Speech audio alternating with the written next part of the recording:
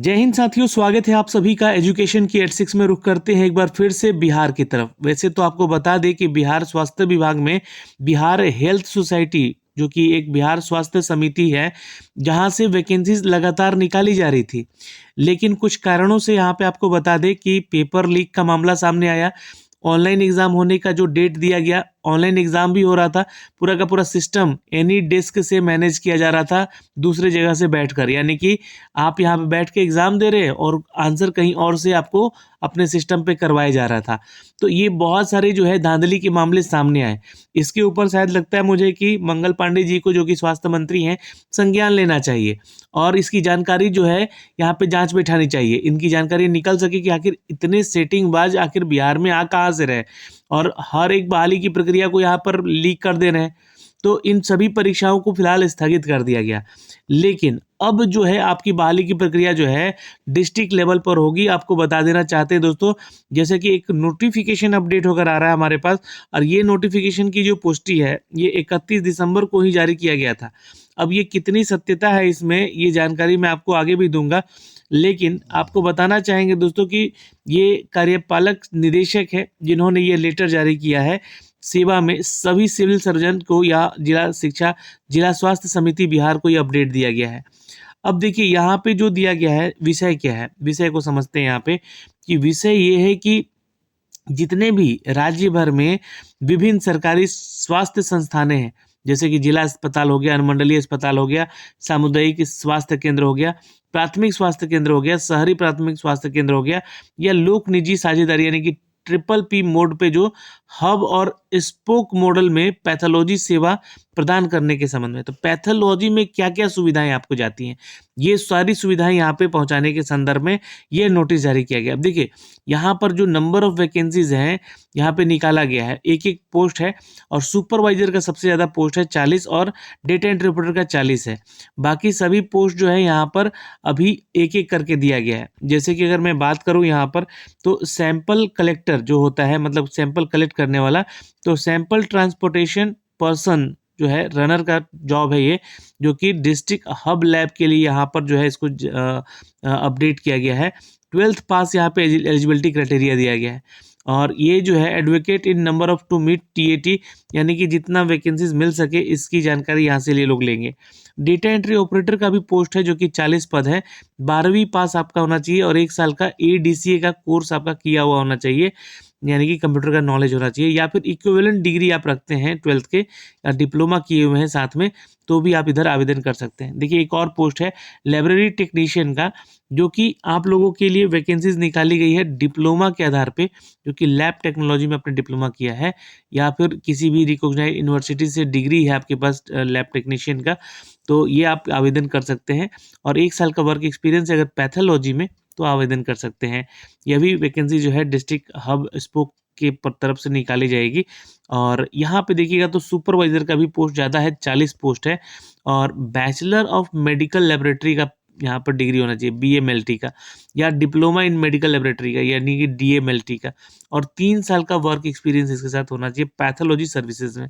Desirable क्या है यहाँ पर, तो सर्टिफिकेट होना चाहिए अगर क्वालिटी मैनेजमेंट का, तो आपको प्रायोरिटी यहाँ पे दिया जाएगा।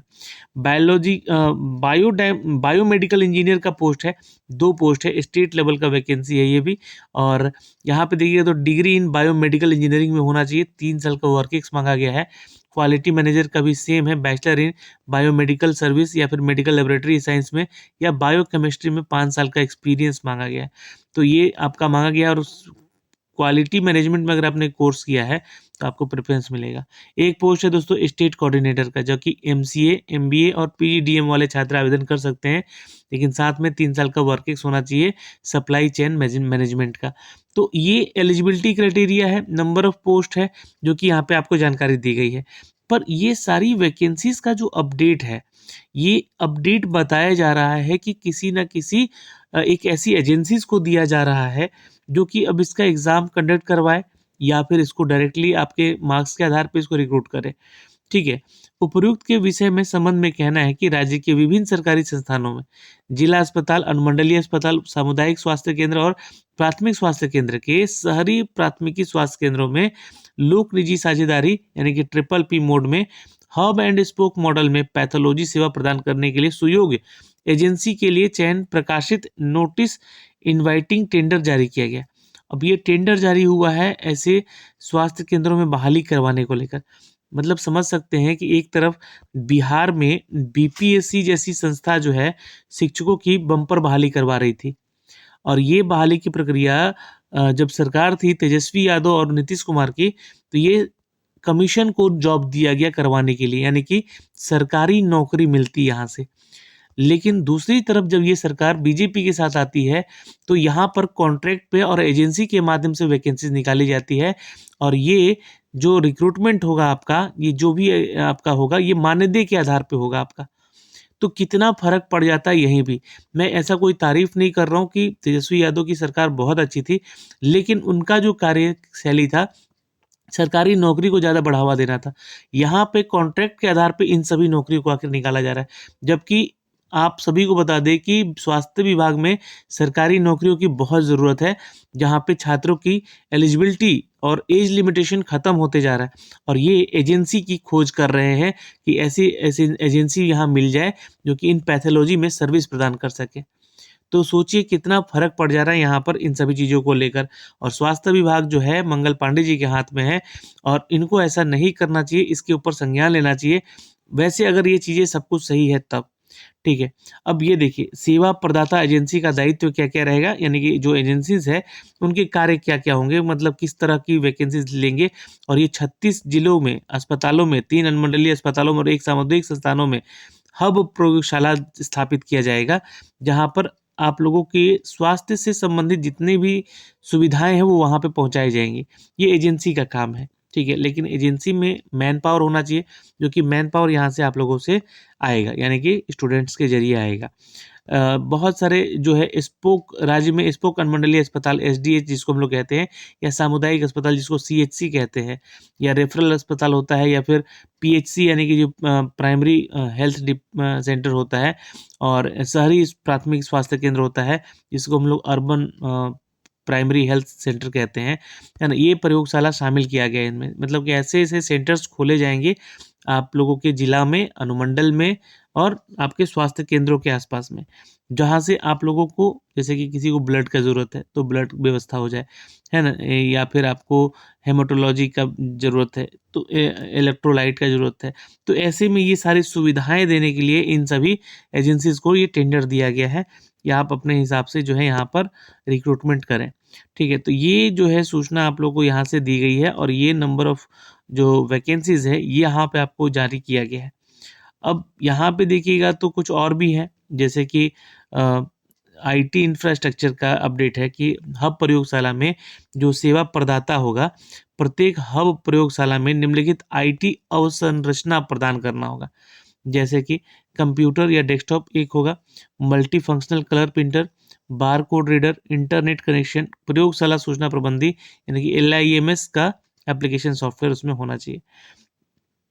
ये स्पोक प्रयोगशाला में जो भी सुविधाएँ देंगे लोग, प्रत्येक स्पोक, चाहे वो एसडीएच हो, आरएच हो, सीएचसी हो या पीएचसी हो या यूपीएससी, ये सारे वो सेंटर्स हैं जहाँ स्वास्थ्य केंद्र हैं, जो कि आईटी अवसंरचना को प्रदान करेंगे।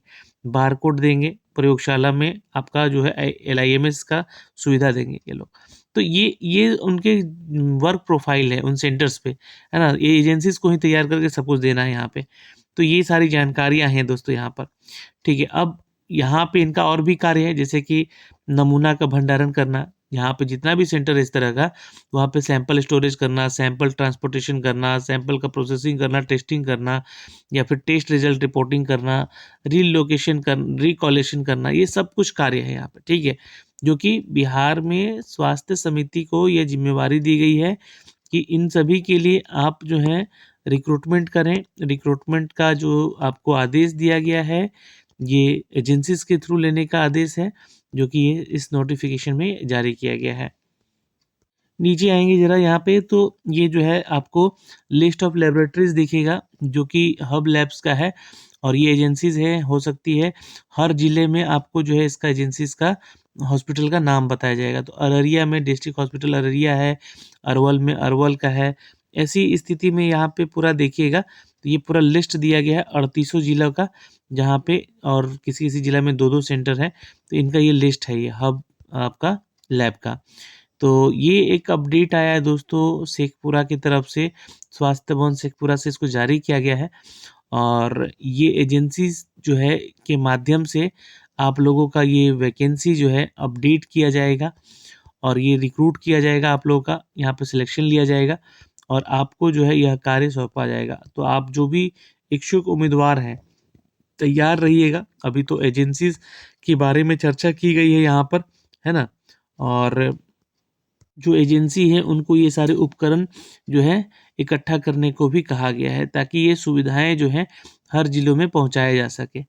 तो जैसे ही जो भी अपडेट आता है दोस्तों इनकी वैकेंसीज़ को लेकर कि इन पदों पर बहाली की प्रक्रिया वो कैसे लेंगे, इसकी जानकारी हम आपको देंगे। बट एलिजिबिलिटी के बारे में यहाँ पे ये सारी जानकारी दी गई थी, तो हमने आपको एलिजिबिलिटी बता दिया है ना? सेवा प्रदाता एजेंसी परियोजना के लिए निम्नलिखित जनशक्ति यानी कि मैन पावर तैनात करेगा ये और इन सभी पदों पर ये मैन पावर ये इकट्ठा करके जो है इन एजेंसीज़ को प्रोवाइड करेगा और ये एजेंसीज़ जो है सुविधाएँ देंगी।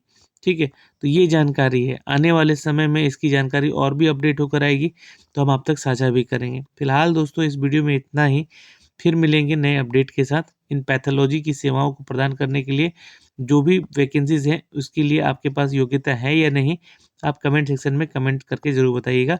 और ये वैकेंसीज़ का अपडेट हो सकता है कि विदिन अ मंथ आपको ये देखने को भी मिल जाएगा।